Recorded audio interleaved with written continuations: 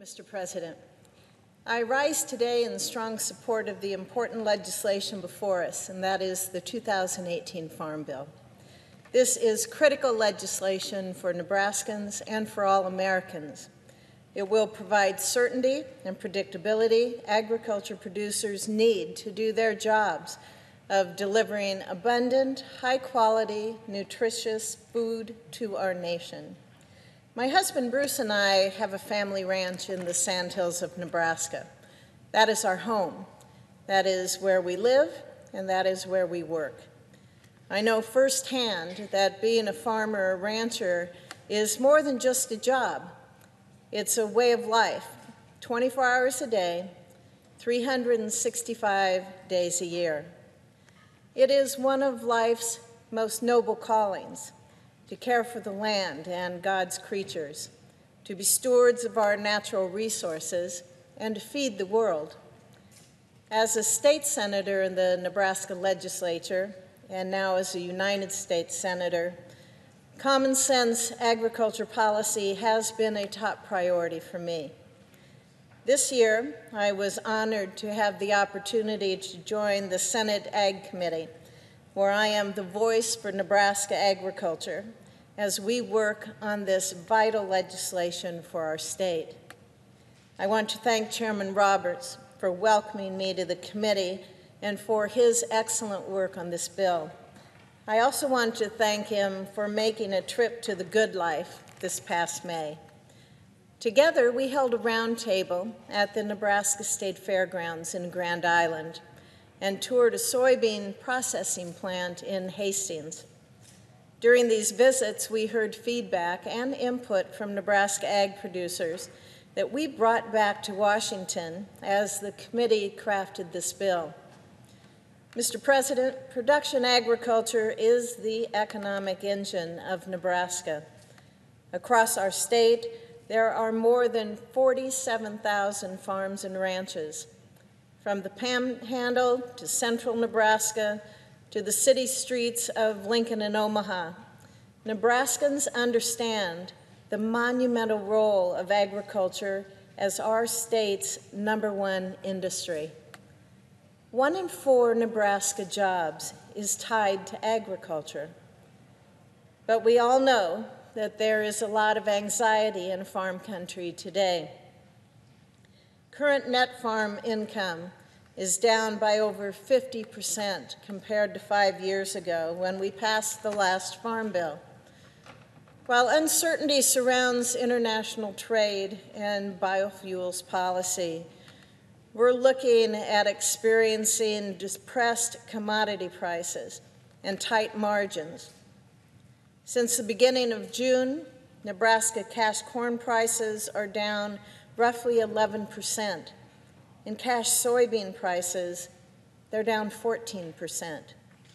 This has resulted in over $1 billion in potential lost receipts to corn and soybean producers.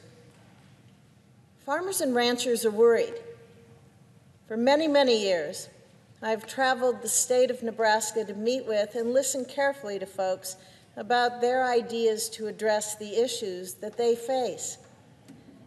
I host several ag roundtables with local producers, Nebraska stakeholders, government officials, and agriculture industry experts about how we can boost our rural economies. Many of our discussions explore the relationship between the Internet of Things and agriculture. A key point that has been consistently made is the need for high-speed internet connectivity on farms and ranches. I hold a number of these roundtables every year, and it's always good to hear straight from producers about these important issues. I also bring leaders in our government to Nebraska so that they can develop a better understanding of our state and familiarize themselves with the challenges producers deal with on a daily basis. On a snowy day in May last year, I welcomed Secretary of Agriculture Sonny Perdue to our family ranch. The Secretary joined me in hosting a roundtable discussion with more than 60 of our neighbors and our friends. He heard about our suggestions on trade, marketing for our products, broadband deployment, and other concerns that we as ag producers have. Working together with my colleagues here in the Senate, we have had some great successes rolling back federal regulations that have hurt farmers and ranchers. For example, Congress worked with the administration to halt the harmful waters of the U.S. rule, which would have expanded the federal government's jurisdiction over my state's water resources. Earlier this year, as a part of the government spending bill, Congress passed and the President signed into law a permanent fix that I championed. It ensures that farmers and ranchers, that they're not treated like Superfund sites under those EPA regulations.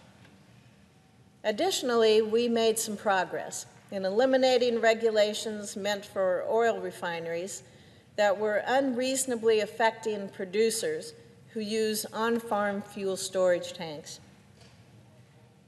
Leading up to the 2018 Farm Bill, I was pleased to work alongside the USDA and the Nebraska Department of Agriculture to lift a 13-year ban on U.S. beef shipments to Israel. I've also been outspoken about the value of the South Korean market to Nebraska's high-quality agriculture products. I advocated for our country to stay in the Chorus Free Trade Agreement, and I visited with both the U.S. administration officials and South Korean officials to stress the importance of the trade relationship between our two countries. I was pleased to see that the administration made a good trade deal with South Korea. This is a step in the right direction. It will expand opportunities for our producers and for the state of Nebraska. These were big wins for our producers, but we can, we should, we must provide the predictability our producers need, especially during these tough times. That means passing the Farm Bill and enacting it into law. Traveling around our state, a common theme that I hear is the continued need for a strong farm safety net that upholds the integrity of the crop insurance program. This is a critical risk management tool that works for farmers. From the very beginning, I've made safeguarding crop insurance my top priority throughout this process, and I appreciate that the Farm Bill will enhance this vital program for producers in my state and across the country. This Farm Bill also recognizes the importance of our trade promotion programs. Nebraska producers have demonstrated that they can excel in the global marketplace. The bill before us merges the Market Access Program, the Foreign Market Development, the Emerging Markets Program, and the Technical Assistance for Specialty Crops into one new Priority Trade Promotion, Development, and Assistance Program. This new Priority Trade Promotion Program will ensure the baselines for these important programs will be upheld while allowing ag organizations to leverage these critical dollars to promote our high-quality ag products around the world. Moreover, the program will allow the Secretary of Agriculture to address immediate trade needs effectively to ensure valuable market access is prioritized. What's more, this bill takes major steps to expand broadband so that our harder-to-reach rural communities are not left behind in this digital era. There is no stronger example of the benefits of innovation than the influence of internet access on the agriculture industry. Today's rural areas are experiencing increased productivity because of the advanced technologies fueling U.S. agricultural growth.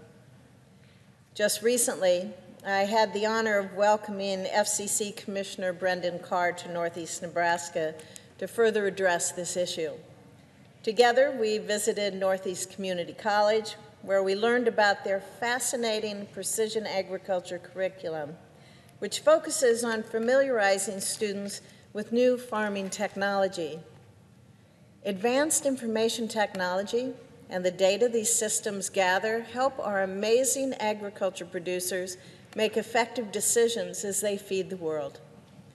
The Precision Agriculture Connectivity Act was included in the Ag Committee's manager's package during the markup of the Farm Bill. And this would create a task force at the FCC charged with identifying breaks in high-speed internet connectivity across America's farm and ranch land. Additionally, in the committee markup for the Farm Bill, I was also pleased to sponsor several amendments, which were adopted unanimously in the manager's package. My amendment encouraging producers to utilize efficient water irrigation conservation technology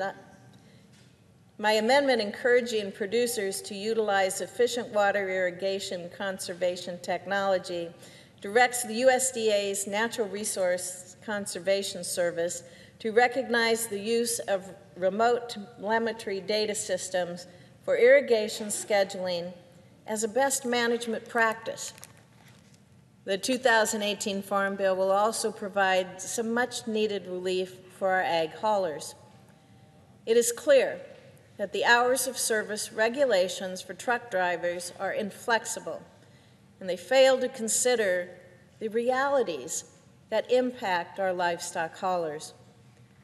I filed an amendment with my colleague, the senior senator from Arkansas, which would expand the definition of livestock to include llamas, alpacas, live fish, and crawfish. With this expanded definition, agriculture haulers would receive exemptions for these products from the Federal Motor Carrier Safety Administration's hours of service requirements. This legislation addresses many important issues for Nebraska's producers, but it's not perfect. Pesticide applicators in Nebraska are being forced to deal with redundant federal regulations which provide no environmental or water quality benefits, yet they are putting a financial strain on producers. This is a bipartisan issue, and it needs to be addressed. In fact, the EPA, under the Obama administration, supported this fix. I wish this bill did more to cut red tape and to provide relief for our farmers and their families. Additionally, I was disappointed that the bill doesn't include common sense flexibility for the fresh fruit and vegetable program. That is why I'm a co-sponsor to an amendment that would provide our children, no matter where they live, with access to fruits and vegetables, regardless of form. This bipartisan amendment would ensure that the fresh fruit and vegetable program does not use our taxpayer dollars to pick winners and losers based on product categories. Instead, this amendment would provide our schools, particularly those in the most rural areas of our country, with more flexibility to provide their students with canned or frozen produce that is nutritionally equivalent. I urge my colleagues to support this amendment. I am proud to fight for farmers, ranchers, and producers here in the Senate. Our ag producers are God's gift to Nebraska and to the world. They're my neighbors, my friends, they're my family. By coming together to pass this pro-farmer, pro-agriculture farm bill, we can secure a better future for our producers and for our country. Again, I would like to thank Chairman Roberts and Ranking Member Stabenow for their good work on this bill. The House has done their job, and now it's our turn. I urge my colleagues to support this legislation. Thank you, Mr. President. I yield the floor.